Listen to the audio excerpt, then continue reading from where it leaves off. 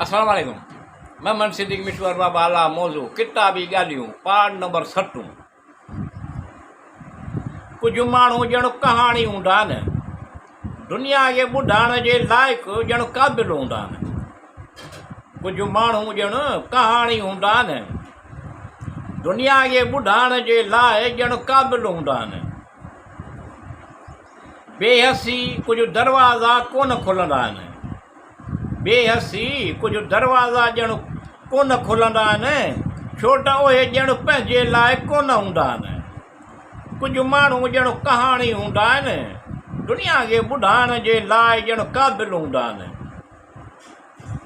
कुझु माण्हू असांजे माज़ीअ जो अहम हिसो हूंदा आहिनि, कुझु माण्हू असांजे माज़ीअ जो अहम हिसो हूंदा आहिनि।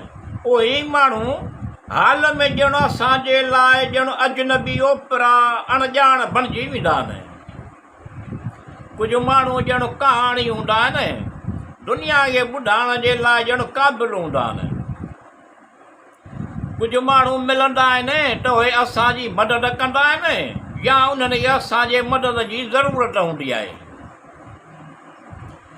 कुझु माण्हू मिलंदा आहिनि त उहे असांजी मदद कंदा आहिनि या उन्हनि खे असांजे मदद जी ज़रूरत हूंदी आहे।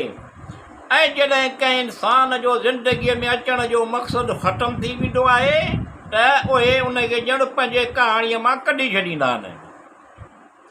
कुझु माण्हू ॼण कहाणी हूंदा आहिनि, दुनिया खे ॿुधाइण जे लाइ ॼण क़ाबिल हूंदा आहिनि। कुझु माण्हू बेवकूफ़ कोन हूंदा आहिनि, ख़ूबसूरत दिलि वारा हूंदा आहिनि। कुझु माण्हू बेवकूफ़ कोन हूंदा आहिनि, ख़ूबसूरत दिलि वारा हूंदा आहिनि। ऐं उहे माण्हू आला ज़रफ़ वारा इंसान हूंदा आहिनि। कुझु माण्हू ॼण कहाणी हूंदा आहिनि, दुनिया खे ॿुधाइण जे लाइ ॼण क़ाबिल हूंदा आहिनि। अहिड़ा माण्हू मुनाफ़िक़त खे सम्झंदा आहिनि, उहे अहिड़ियूं चालूं करण वारनि खां बि वाक़ुफ़ हूंदा आहिनि।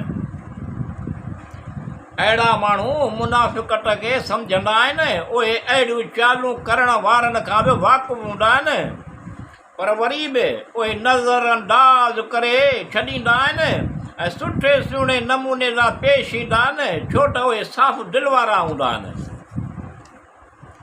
कुझु माण्हू ॼण कहाणी हूंदा आहिनि, दुनिया खे ॿुधाइण जे लाइ ॼण क़ाबिल हूंदा आहिनि।